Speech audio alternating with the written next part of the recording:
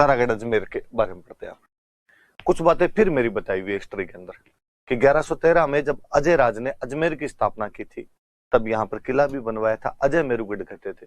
कालांतर में उड़ना राजकुमार पृथ्वीराज अपनी रानी तारा के नाम पर इस किले का नाम बदलकर तारागढ़ कर देता है। इतनी बातें तो अपनी पड़ी हुई है। एक बात यह है कि यह किला बीठली पहाड़ी पर बना हुआ है।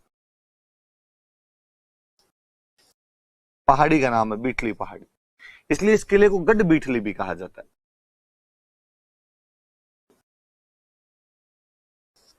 बीठली पहाड़ी पर बना हुआ है, इसलिए गढ़ बीठली किला कहा जाता है। हालांकि कुछ लोग कहते हैं कि शाहजहां का एक मंत्री हुआ करता था विठलदास गौड़, विठलदास गौड़ की यहाँ पे पोस्टिंग रही थी, तो विठलदास के नाम पर इसे बीठली किला कहा जाने लगा। पर ज्यादा सही बात यह है कि बीठली की पहाड़ी पर इसलिए गढ़ बीठली किला कहते हैं। एक बंदा है बिशप हेबर,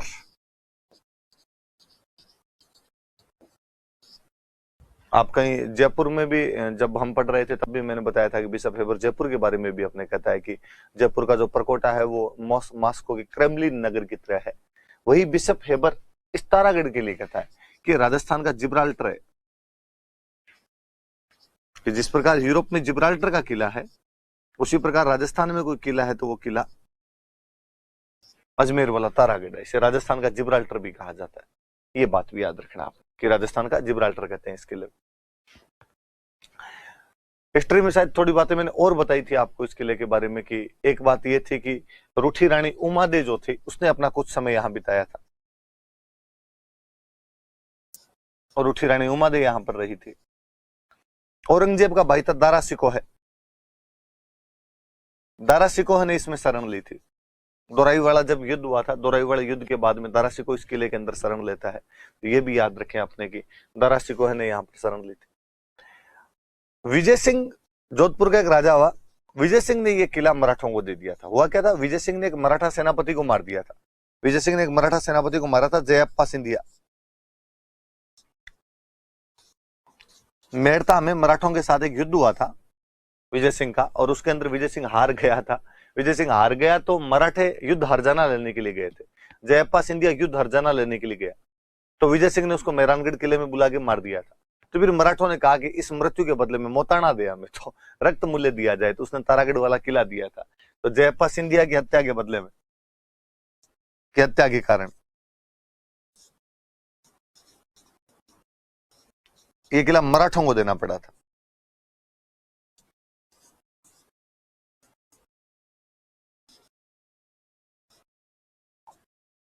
ये बात भी याद रहे। तो हिस्ट्री में थोड़ी मोटी मोटी सी बातें तो ये है कि रूठी रानी उमादे इस किले में रही थी, इसका मतलब ये किला राठौड़ों के कब्जे में रहा था। दारा सिकोह ने इस किले में शरण ली थी। जोधपुर के राजा विजय सिंह ने मेड़ता के युद्ध के बाद जयप्पा सिंधिया की हत्या कर दी थी। इस कारण मराठों को ये किला देना पड़ गया था। फिर मराठों से छीन लेते हैं अंग्रेज छीन लेते हैं इस किले को। अंग्रेजों ने छीन लिया तो अंग्रेजों का गवर्नर जनरल था लॉर्ड विलियम बेंटिक। फिर आपको बात याद आनी चाहिए कि लॉर्ड विलियम बेंटिक जो था वो 1832 में अपने अजमेर के अंदर दरबार लगाता है, क्योंकि 1832 में अपने यहाँ पे एजीजी वाले मुख्यालय बनाए गए थे।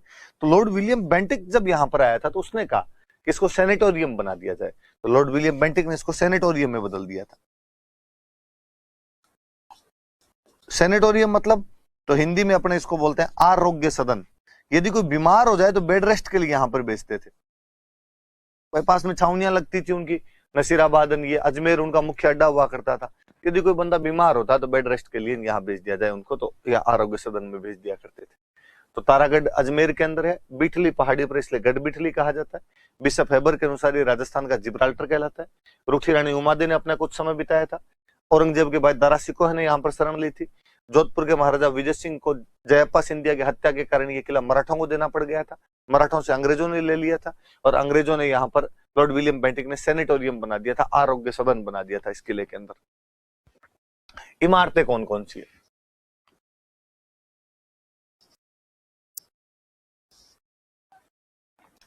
मीरान साहब की दरगाह है। कहते हैं यहाँ के कोई गवर्नर थे मीरान साहब,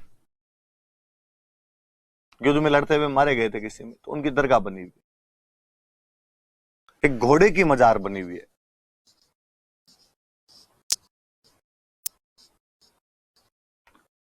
एक हिंजड़े की भी मजार है इसमें।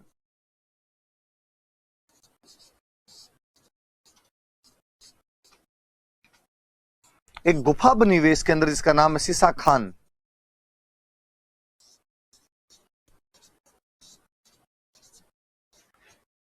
और सीसा खान गुफा के बारे में कहा जाता है कि पृथ्वीराज चौहान अजमेर में एक मंदिर हुआ करता था, चामुंडा माता का मंदिर।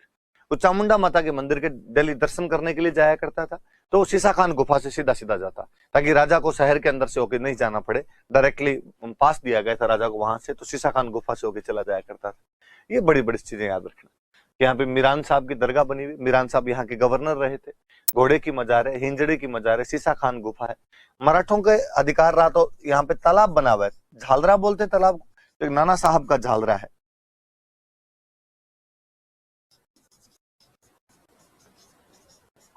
नाना साहब का झालरा है।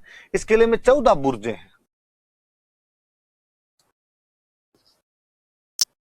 आप वापस याद करें कि बीकानेर में 37 बुर्जें थी, जैसलमेर में 99 बुर्जें थी, इस किले के अंदर 14 बुर्जें बनी हुई। ये थोड़ी सी बातें और याद रखना। तो ये तारागढ़ अजमेर वाले की बात है। अजमेर में एक किला और है, अकबर का किला।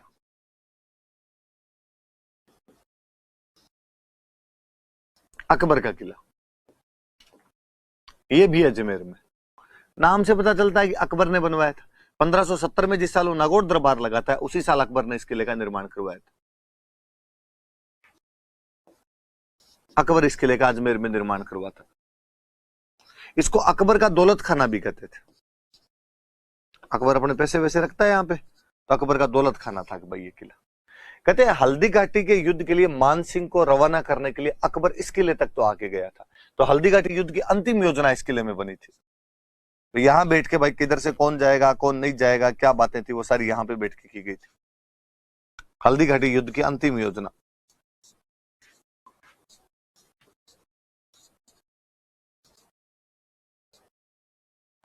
इसी किले के अंदर बैठ के बनाई गई थी। फिर जहांगीर इसी किले में सर टॉमस रो से मिला था। सर टॉमस रो, वैसे तो मेरी बात बताई हुई आपको सर टॉमस रो के बारे में,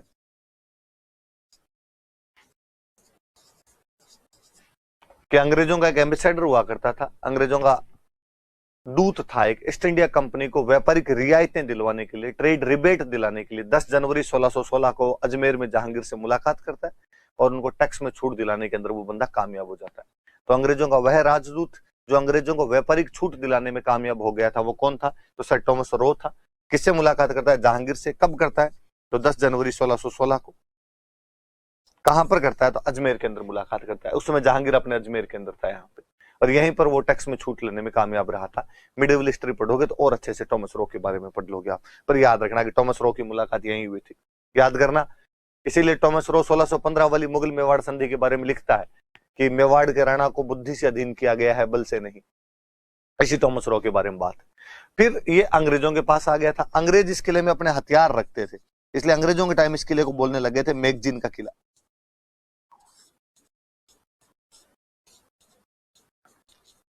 मैगजीन का किला कहते थे। फिर फाइनली अंग्रेजों ने इस किले में अपना म्यूजियम बना दिया था। राजस्थान को राजपुताना कहते थे, इसलिए म्यूजियम का नाम पड़ गया राजपुताना म्यूजियम। तो अंग्रेजों ने इसमें राजपुताना म्यूजियम खोल दिया था। सीधी सीधी बातें। 1570 में अकबर ने अजमेर में किला बनवाया, तो अकबर का किला है। अकबर का दौलत खाना भी कहा जाता है। हल्दी घाटी युद्ध की अंतिम योजना इसी किले में बनाई गई थी।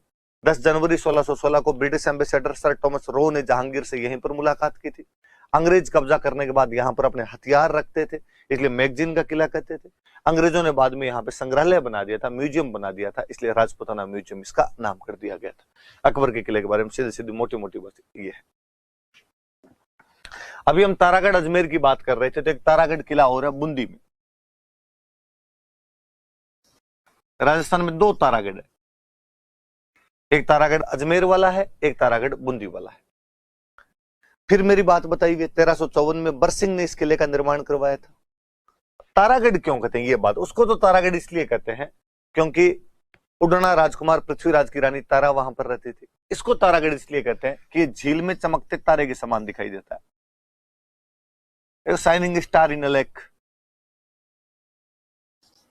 झील में चमकते तारे के समान दिखाई देता है, इसलिए नाम क्या पड़ गया इसका? तारागढ़। वास्तव में ये किला अपने भित्ति चित्रों के लिए जाना जाता है। भित्ति चित्र समझते होंगे, भींत पे बनाए गए चित्र, भींत मतलब दीवार, म्यूरल पेंटिंग्स, म्यूरल पेंटिंग के लिए जाना जाता है, भित्ति चित्रों के लिए प्रसिद्ध है। कोई पूछे राजस्थान का कौन सा किला अपने भित्ति चित्रों के लिए जाना जाता है, तो याद रखना भाई तारागढ़ का जो किला है वो अपने भित्ति चित्रों के लिए जाना जाता है। दो चीजें मैं बताऊंगा, एक राजा हुआ था यहाँ पे शत्रुसाल, वो शत्रुसाल ने एक महल बनवाया था, रंग महल, इसके भित्ति चित्र बहुत सुंदर है। एक यहाँ पे राजा हुआ था उमेद सिंह, उस उमेद सिंह ने एक महल बनवाया था, इसका नाम है चित्रशाला, और चित्रशाला के लिए तो कहते हैं इतना सुंदर है कि इसे भित्ति चित्रों का स्वर्ग कहते हैं।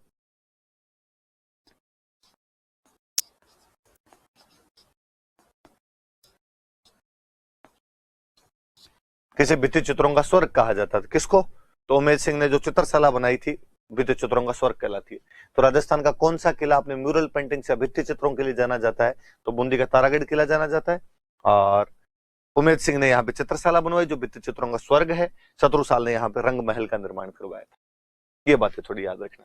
देखो एक बंदे का नाम मैंने बीच में बताया था आपको, रुडयार्ड किपलिंग, शायद कल वाली क्लास में, और मैं बता रहा था कि वो मेहरानगढ़ किले के बारे में कहता है कि भाई ये जो किला है ये देवताओं तथा परियों द्वारा बनाया गया है, साधारण मनुष्य तो नहीं बना पाए, देवता और परियां आई होगी और वो इस किले को बना के गई होगी। वो इस बूंदी वाले किले के बारे में कहता है कि ये किला भूत प्रेतों ने बनाया, कि यार मनुष्य के बस की बात नहीं है, भूत प्रेत आके बना के गए होंगे। किस किले का निर्माण भूत प्रेतों द्वारा किया गया होगा। मुझे लगता है यार जोधपुर वाले थोड़े ज्यादा मीठे बोलते हैं, हासा नासा किया होगा, रुडयार्ड किपलिंग खुश हुआ और कहा तुम्हारे वाला किला तो देवताओं और परियों ने बनाया। बूंदी वालों ने थोड़ा इतना हासा नासा नहीं किया होगा, तो उसने कहा भूत प्रेतों ने बनाया तुम्हारे वाला किला। इस किले के महलों की जेम्स टोड भी बहुत तारीफ करता है, और जेम्स टोड कहता है कि बूंदी किले के महल सबसे सर्वश्रेष्ठ महल है। तो कोई पूछेगी जेम्स टोड ने किस किले के महलों को सर्वश्रेष्ठ महल बताया था, तो जेम्स टोड ने इस किले के महलों को सर्वश्रेष्ठ बताया था। 1354 में बरसिंह बूंदी में इस किले का निर्माण करवाता है, जो दूर से देखने पर झील में चमकते तारे के समान दिखाई देता है। ये भित्ति चित्रों के लिए प्रसिद्ध है। शत्रुसाल ने यहाँ पे रंग महल और उमेद सिंह ने चित्रशाला का निर्माण करवाया था। रुडयार्ड किपलिंग इसे भूत प्रेतों द्वारा निर्मित किला मानता है। जेम्स टोड कहता है कि इसके महल सर्वश्रेष्ठ महल है। हम पढ़ लेंगे वो महल है कौन से,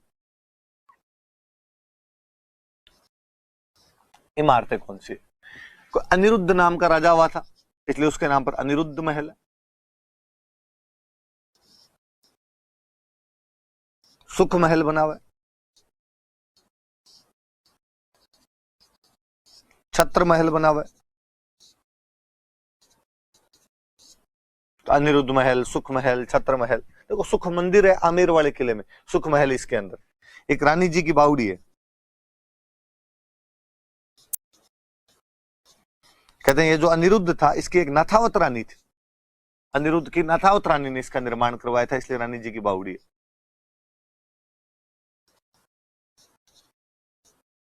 नाथावत रानी द्वारा निर्मित, और इसके अंदर एक तोप रखी हुई है जिस तोप का नाम है गर्भ गुंजन तोप।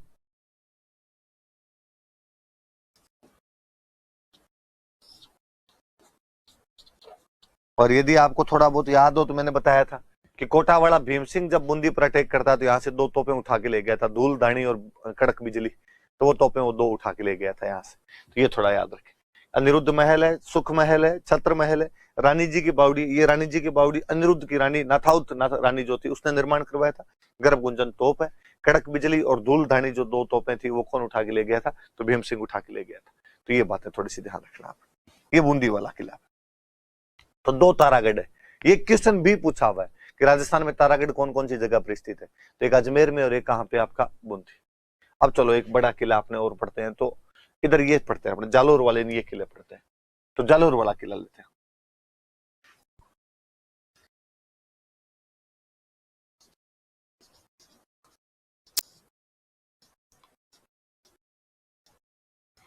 प्रतिहारों का कब्जा हुआ करता था कभी, तो प्रतिहारों का राजा हुआ था नागभट्ट प्रथम, उसने इस किले का निर्माण करवाया था। प्रतिहार राजा हुआ था नागभट्ट फर्स्ट, उसने इस किले का निर्माण करवाया था। कौन से किले का, तो जालोर के किले का निर्माण कौन करवाता है, तो नागभट्ट फर्स्ट इस किले का निर्माण करवाता। फिर हिस्ट्री में हम कई सारी बातें पढ़ चुके थे जालोर किले के बारे में। हमने पढ़ा था कि मान सिंह ने यहाँ पर शरण ली थी। हमने पढ़ा था कि प्रजामंडल वाले, जोधपुर प्रजामंडल वाले नेताओं को यहाँ पे नजरबंद किया गया था। हमने पढ़ा था कि कानड़ देव और वीरम देव के साके का साक्षी है। वो सारी बातें अपने इसके अंदर पड़ी हुई है। सुकड़ी नदी के किनारे है। मुझे कई बार लगता है नदी का नाम ही सुकड़ी है तो क्या ही बहती होगी। सुकड़ी नदी के किनारे स्थित इमारतें देखनी है फिर, और तो इसमें है नहीं कुछ। एक तो मेरा हिस्ट्री में फिर बताया हुआ आपको अलाई मस्जिद, इसी का एक नाम और तोपखाना मस्जिद, ये शायद मैंने हिस्ट्री में पढ़ा दिया था। यह है इसके अंदर। और कहा जाता है कि तोपखाना मस्जिद तो किसी टाइम में संस्कृत पाठशाला थी, अलाउद्दीन ने तोड़ के मस्जिद बना दी, इसलिए अलाई मस्जिद। तोपखाने के पास में बनी हुई इसलिए तोपखाना मस्जिद कहा जाता है। अलाउद्दीन खिलजी ने कब्जा किया तो यहाँ पे मीनार बनाई, तो खिलजी मीनार। एक संत है भाई मलिक शाह, उनकी दरगाह है, ये याद रखने वाली बात है। ये सूफी संतों की दरगाहें याद रखना थोड़ी सी, कि हिंदुओं के किलों में ये दरगाहें बनी हुई थी, तो ये थोड़ा सा अपने आप में सेकुलरिज्म टाइप वाली सी बात है कि मलिक शाह की दरगाह बनी हुई थी इस किले के अंदर। एक जैनों का कीर्ति स्तंभ है, जैसे हम चित्तौड़ वाले किले में पढ़ते हैं वैसे इस किले में भी है।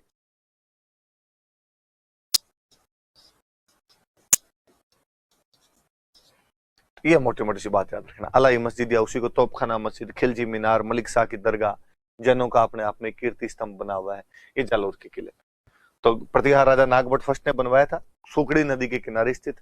अलाउद्दीन खिलजी कब्जा करके अलाई मस्जिद या तोपखाना मस्जिद बनवाता है, खिलजी मीनार बनवाता है, मलिक शाह की दरगाह बनी हुई है, जैन कीर्ति स्तंभ बना हुआ है इसके अंदर। बहस मोटी मोटी सी बातें ये है।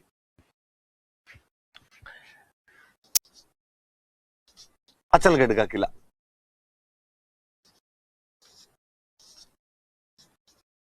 सिरोही में परमारों ने बनाया था किला। सिरोही पे पहले परमार हुआ करते थे साइड में, आबू वाले साइड में, तो परमारों द्वारा निर्मित है।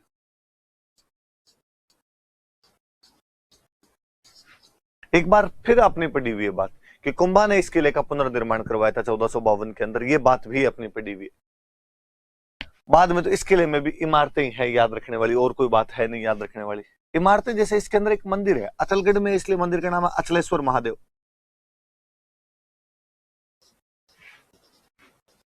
और अचलेश्वर महादेव के लिए कहा जाता है कि यहाँ पे शिवलिंग की पूजा नहीं होती, बल्कि शिव जी के अंगूठे की पूजा की जाती है।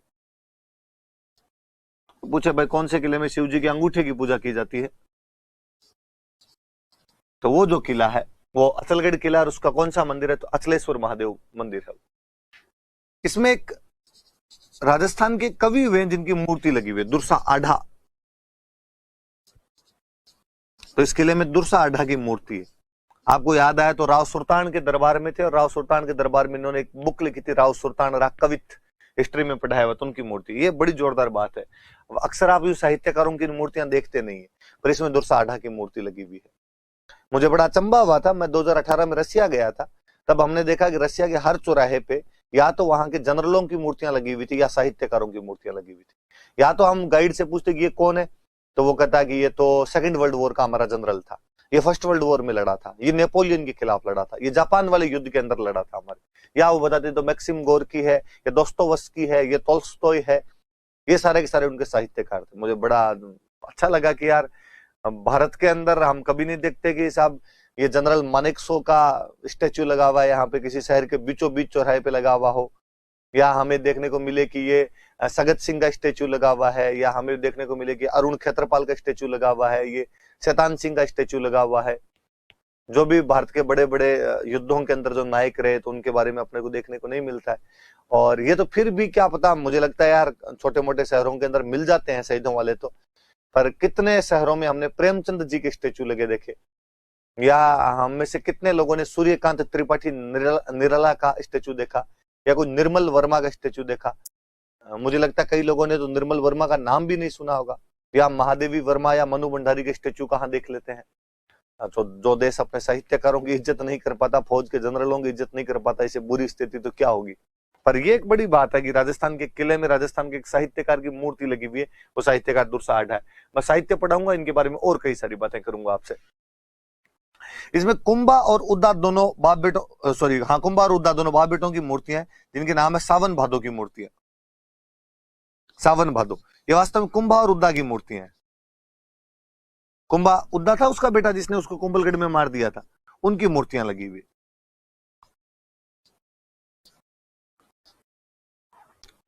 इसके अंदर एक कुंड बना हुआ है, मंदाकिनी कुंड। एक महल बना हुआ है, ओखा रानी का महल।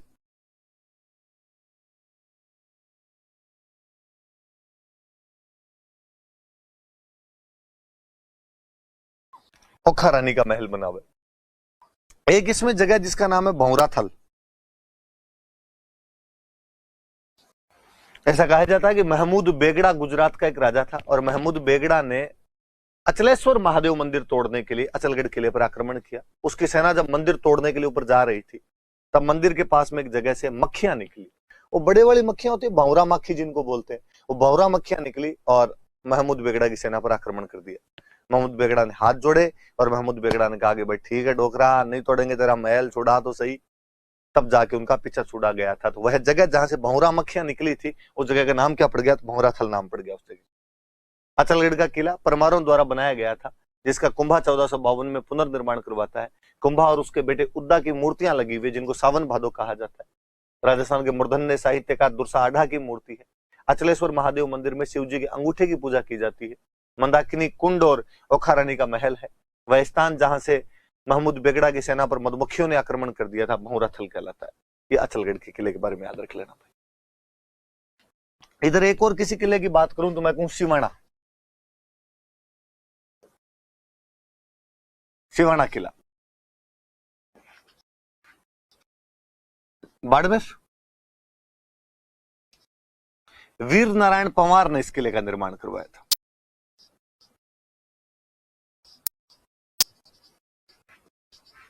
वीर नारायण पंवार इसका निर्माता है।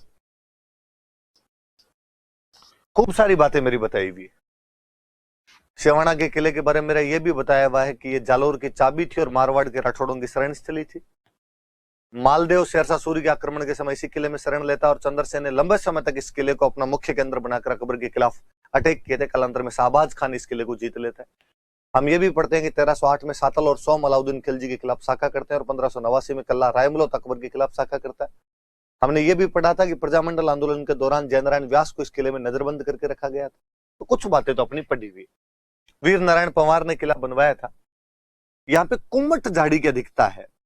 कुम्मट झाड़ी की अधिकता की वजह से इस किले को कुम्मट दुर्ग कहा जाता है। ये याद रखना, कोई पूछ लेगा कि कुम्मट झाड़ी की अधिकता के कारण इस किले को क्या कहा जाता है, तो इस किले को कुम्मट दुर्ग कहा जाता है। और फिर इसमें एक तालाब बना हुआ है, भांडेलाव तालाब।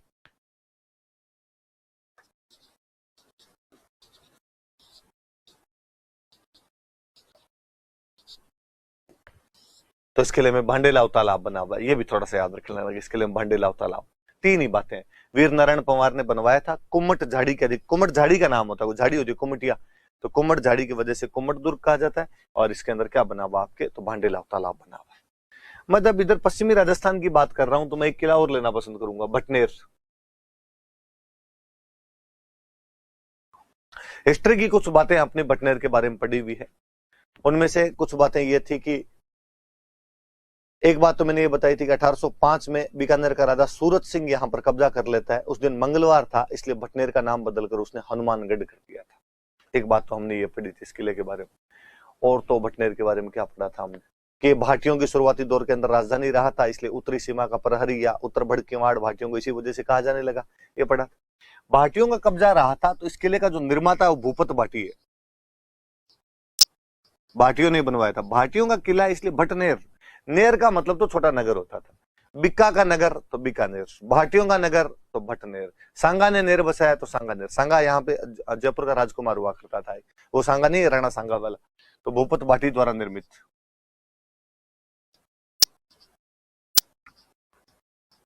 उत्तरी सीमा का प्रहरी,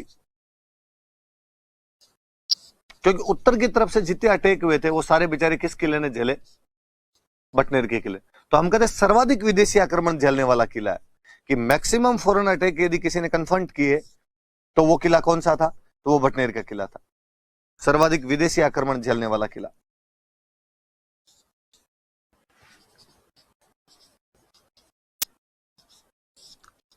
सर्वाधिक विदेशी आक्रमण झेलने वाला किला कोई था, तो वो किला कौन सा था? आपके बटनेर था। इसलिए तैमूर जब 1398 में आक्रमण करता है, तैमूर का नाम तो सुना होगा, बाबर का वंशज था, करीना कपूर वाला बेटा नहीं भाई, तो बाबर का वंशज था। 1398 में 1398 में भारत पर हमला करता है, खुरेंजीम मचाता, भयंकर मार काट मचाता है। यह दुर्दांत गंदा आदमी था जिसकी हद नहीं। दिल्ली के रास्ते तक के बीच में उसने कोई गांव नहीं छोड़ा था जिसके अंदर लोगों को लूटा नहीं हो, मारा नहीं और महिलाओं के साथ बलात्कार नहीं किया। लोग कई साल तक तैमूर का नाम लेना पसंद नहीं किया करते थे, इतना गंदा इतना बुरा आदमी था। पर वो भी अपनी किताब में लिखता है कि मैंने बटनेर से ज्यादा सुरक्षित किला भारत के अंदर नहीं देखा है। इसका मतलब 1398 तक तो ये किला बहुत अच्छी अवस्था के अंदर है। तो तैमूर के अनुसार ये भारत का सर्वाधिक सुरक्षित किला है। तैमूर कहता है कि भारत का सर्वाधिक सुरक्षित किला।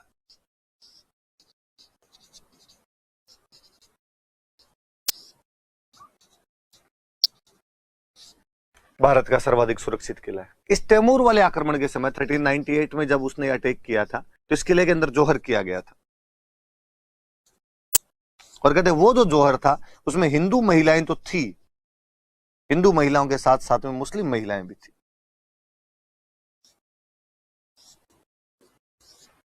ये याद रखें, कोई ये पूछेगा आपसे कि राजस्थान का वह किला जिसमें मुस्लिम महिलाओं के जौहर के साक्ष्य प्राप्त होते हैं, तो बटनेर का किला है जिसमें मुस्लिम महिलाओं ने भी जौहर कर लिया था।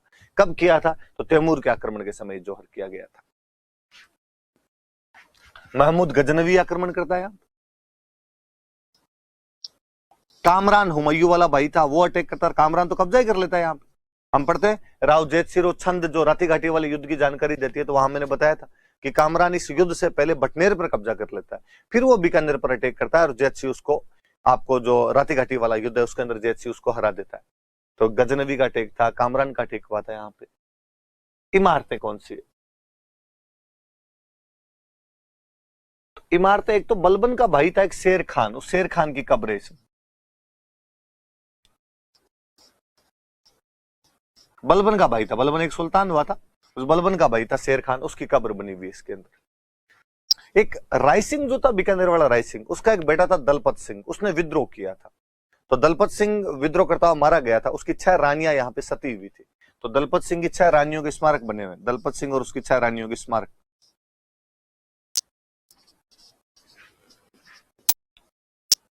देवलियां बनी हुई उन रानियों की। दलपत सिंह राय सिंह का विद्रोही बेटा था,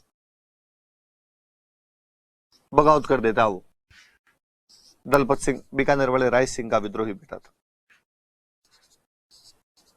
शायद हिस्ट्री में बात बताई होगी, नहीं बताई, इतना याद रख लेना।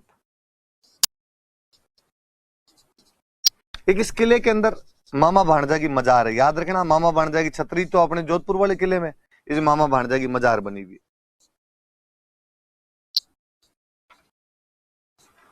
मामा भाणजा की मजार। इस किले में 52 बुर्जे हैं।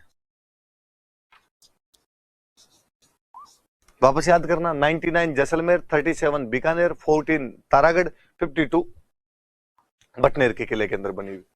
किले के अंदर तो नहीं, किले के बाहर वाली साइड के अंदर एक माता जी का मंदिर बना, पर यार इस बहाने याद हो जाएगा, यही याद कर लेना, भद्रकाली माता का मंदिर है। तो भद्रकाली माता का मंदिर बना हुआ, तो ये थोड़ी याद रखना बातें। वापस देखो, देखे आप एक बार कि बटनेर का किला भूपत भाटी ने बनवाया था, उत्तरी सीमा का प्रहरी है, सर्वाधिक विदेशी आक्रमण झेले हैं इस किले ने। तैमूर कहता है कि भारत का सर्वाधिक सुरक्षित किला है। तैमूर के समय जोहर किया गया था जिसमें हिंदू महिलाओं के साथ साथ मुस्लिम महिलाएं भी शामिल थी। गजनवी और कामरान ने भी यहाँ पर आक्रमण किए थे। शेर खान की कब्र बनी हुई है यहाँ पे। दलपत सिंह उसकी 6 रानियों के स्मारक है। दलपत सिंह राय सिंह का विद्रोही बेटा था बीकानेर वाले राजा का। मामा भाणजा की मजार है, मामा भाणजा की छतरी मेहरानगढ़ में है। यहाँ पे 52 बुर्जें बनी हुई है और किले के बाहर वाली साइड में माता जी का मंदिर बना हुआ है। तो भद्रकाली माता का मंदिर इस किले के अंदर बना हुआ है। तो ये थोड़ी बातें याद रखना। अब अपने इसके बाद कौन से किले पे हैं? ये इधर वाले पश्चिमी राजस्थान वाले बड़े बड़े किले तो हो गए। चलो मैं इधर वाले लेता हूँ, आपके भरतपुर साइड वाले किले लेता हूँ। तो भरतपुर वाला किला ही लेते हैं। जाट राजा सूरजमल ने इस किले का निर्माण करवाया था। हिस्ट्री में बताई हुई बात।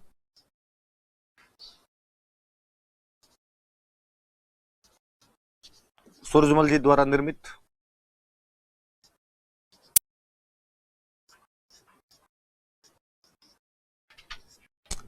और बात मैंने कुछ बातें आपको बताई थी कि एक बात मेरी ये बताई थी कि भरतपुर के राजा जवाहर सिंह 1765 के आसपास जब उधर हमला करते हैं, आपके दिल्ली पर हमला करते हैं, तो दिल्ली से अष्ट धातु के दरवाजे लेकर आते हैं जिन्हें भरतपुर के किले में लगवाते हैं और इस जीत की याद में जवाहर बुर्ज बनवाते हैं जहां पर राजाओं का राष्ट्रतिलक किया जाता था। राजा रणजीत सिंह 1803 से 6 के बीच जो सेकंड एंग्लो मराठा वॉर था उसमें जसवंतराव होलकर को शरण दे देता है। लॉर्ड लेक यहाँ पर 5 बार हमले करता है लेकिन जीत नहीं पाता है, इसलिए इस किले को हम लोहागढ़ कहते हैं। इस जीत की याद में यहाँ पे फतेह बुर्ज बनवाई गई थी। चार्ल्स मेटकॉफ कहता है, अंग्रेजों का एक बंदा हुआ है चार्ल्स मेटकॉफ, पढ़ा था नाम, अंग्रेजों की तरफ से संधियां करने के लिए चार्ल्स मेटकॉफ ही आया था। और चार्ल्स मेटकॉफ कहता है कि अंग्रेजों की प्रतिष्ठा भरतपुर के घेरे में दब कर रह गई थी, कि भरतपुर वाले आक्रमण ने हमने जो इज्जत कमाई थी वो सारी इज्जत हमारी मिट्टी के अंदर मिला दी थी। ऐसा कौन कहता है?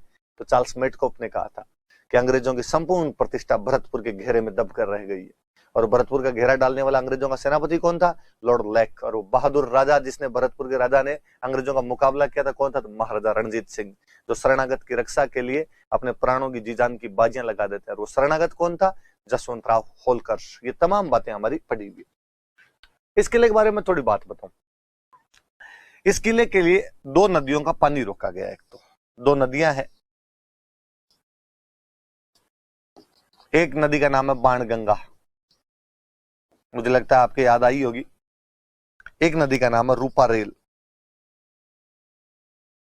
इन 2 नदियों का पानी रोक के एक झील बनाई गई।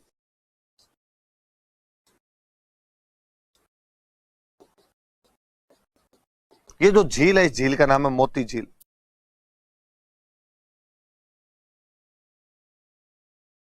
इस मोती झील से फिर एक नहर निकाली गई। सूरजमल जी ने नहर निकाली इसलिए नहर का नाम है सुजान गंगा।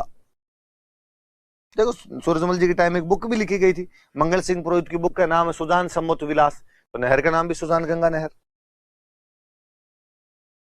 इस नहर का जो पानी है वो किले के चारों तरफ जो खाई है उस खाई के अंदर डाला गया। मान लो किला है और किले के चारों तरफ क्या बनाई हुई है? खाई बनाई हुई। इस खाई के अंदर इस नहर का पानी डाला गया। ये खाई है, इसका मतलब किला पारिख दुर्ग है।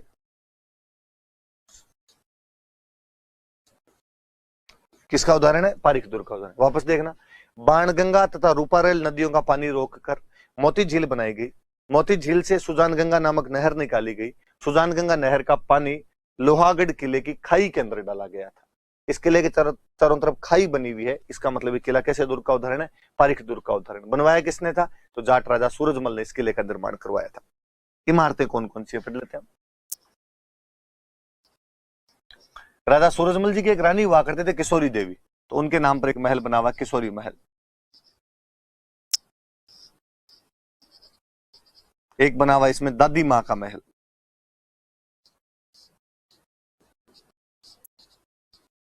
दादी मां का महल बना हुआ।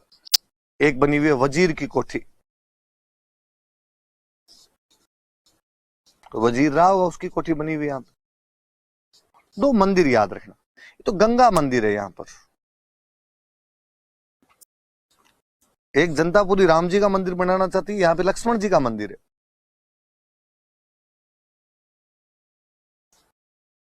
गंगा मंदिर है, लक्ष्मण मंदिर। मस्जिद है जामा मस्जिद।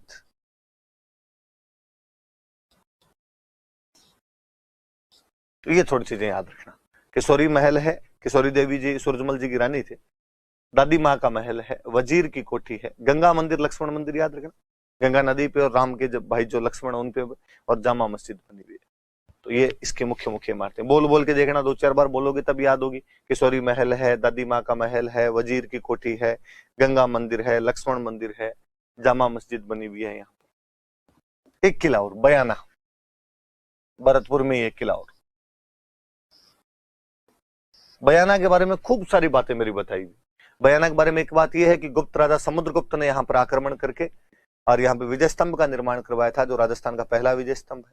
यहाँ पे वरिक वंश का कब्जा रहा था और वरिक वंश के राजा विष्णुवर्धन ने यहाँ पर एक लाट का निर्माण करवाया था, ये मेरा बताया हुआ है। कालांतर में रानी चित्र भीम लाट बनवाई थी। कालांतर में रानी चित्रलेखा आई थी, एक लक्ष्मण सेन जो प्रतिहार राजा था उसकी पत्नी, उसने यहाँ पर उषा मंदिर का निर्माण करवाया था।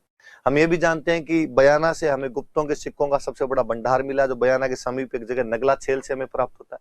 हम ये भी जानते हैं कि बयाना मध्यकाल के अंदर नील की खेती का एक मुख्य केंद्र हुआ करता था। हम ये भी जानते हैं कि बयाना के युद्ध के अंदर बाबर को सांगा ने हरा दिया था। बाबर ने किला मेहंदी ख्वाजा को दे रखा था और बाबर का जो सेनापति था वो सुल्तान मिर्जा था। 16 फरवरी 1527 के उस युद्ध के बारे में भी हम तमाम बातें जानते हैं। और तो बयाना के बारे में, हाँ, और आपकी करौली के राजा विजयपाल जो था उसकी जो पहली राजधानी थी तो वो बयाना ही उसकी राजधानी हुआ करती। ये तमाम बातें कहते हैं। बयाना के पुराने नाम, एक इसका पुराना नाम है, इस किले को बाणासुर किला भी कहते हैं। मुझे लगता है संभवतः कोई बयानासुर नाम की रहा होगा पहले कोई नाम, बयानासुर, और बयानासुर का धीरे धीरे अपभ्रंश होते होते बाणासुर हो गया होगा। विजयपाल की राजधानी रही थी तो इसे विजय मंदिरगढ़ कहा जाता है।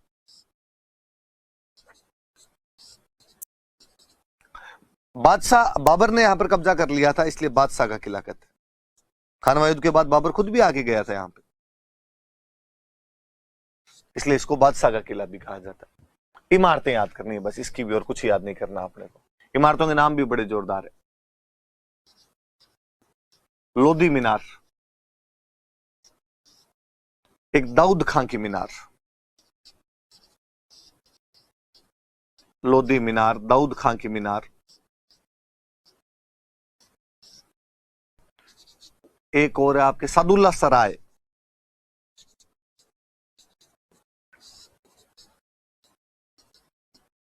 एक यहां पे अकबर की छतरी है ना भाई। हो सकता है कोई जगह किले से थोड़ी बाहर हो तो मेरे, इसलिए भी मैं लिखवा देता हूं कि यार इस बहाने याद हो जाएगी। यहां पर है, कौन अपने से कहता है कि बयाना के किले का सचित्र वर्णन कीजिए, है सारी बयाना के अंदर ही। और एक जहांगीरी दरवाजा,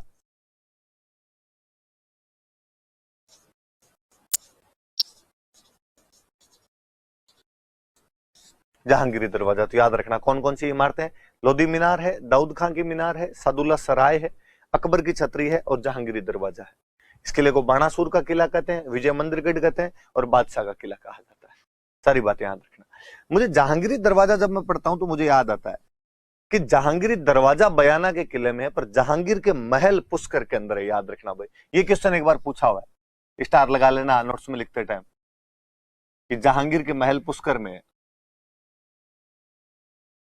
और ये जहांगीर के महलों में जहांगीर का अभिलेख और लगवाया हुआ है 1615 का, और इस अभिलेख में वो कहता है कि हमने मेवाड़ जीत लिया है, क्योंकि 1615 में मुगल मेवाड़ संधि हो जाती है तो मेवाड़ जीतने की बात करता है। या मैंने बताया था मेवाड़ जीतने की बात 1637 वाले शाहजहानी मस्जिद के अभिलेख में, जिसमें शाहजहां कहते कि मैं जब 1615 में मेवाड़ जीतने के लिए गया था तो मैंने मन्नत मांगी थी कि जब मैं मेवाड़ जीत लूंगा तो मस्जिद बनवाऊंगा। इतने दिन बनवा नहीं पाया, अब जब मैं बादशाह बना हूं तो मैं मस्जिद बनवा रहा हूं। तो या तो 1615 के जहांगीर के महल जो पुष्कर में बने हुए उसके अभिलेख में ये जानकारी है कि मुगलों ने मेवाड़ जीत लिया, ऐसा मुगल लिखवाते हैं। या 1637 के शाहजहां का जो अजमेर की दरगाह उसमें जो शाहजहानी मस्जिद उसने बनवाई थी उसके अभिलेख ये कहता है कि शाहजहां जो है वो क्या जीत के आया था, तो वो मेवाड़ जीत के आया था। मुगल मेवाड़ संधि की जानकारी है। या सर टॉमस रो उन्हीं दिनों में आया हुआ था तो वो लिखता ही कि मेवाड़ को बुद्धि से अधीन किया गया, बल से नहीं। तो बयाना के किले में बातें थोड़ी सी याद रखना आपने। भरतपुर के किलों की बात कर रहे थे तो अलवर पीछे क्यों रहे? अलवर में जो किला बना हुआ है उस किले का नाम है बाला किला।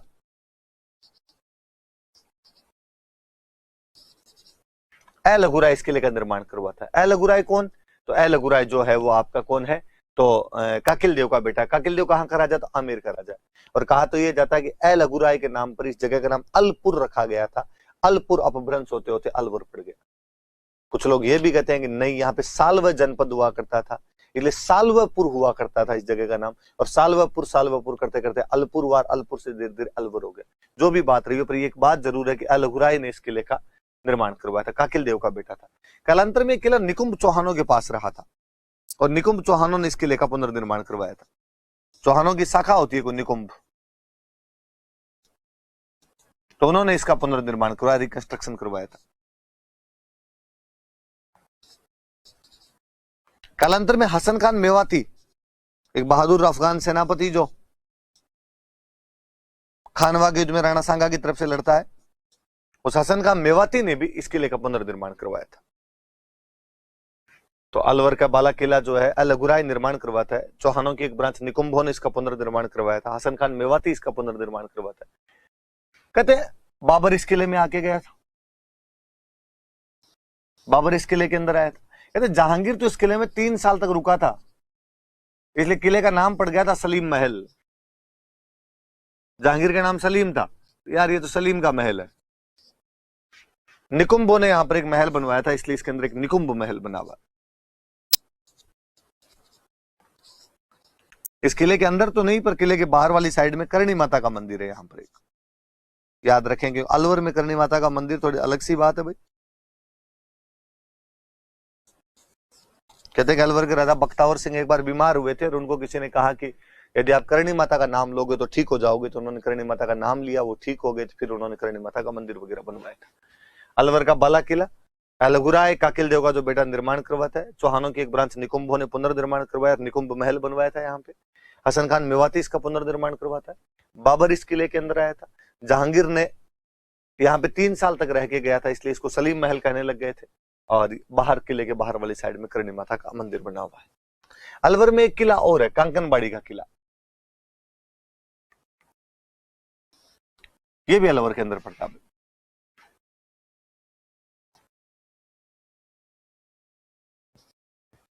कांकनबाड़ी किला, और कांकनबाड़ी किले के लिए कहा जाता है कि मिर्जा राजा जयसिंह ने इस किले का निर्माण करवाया था।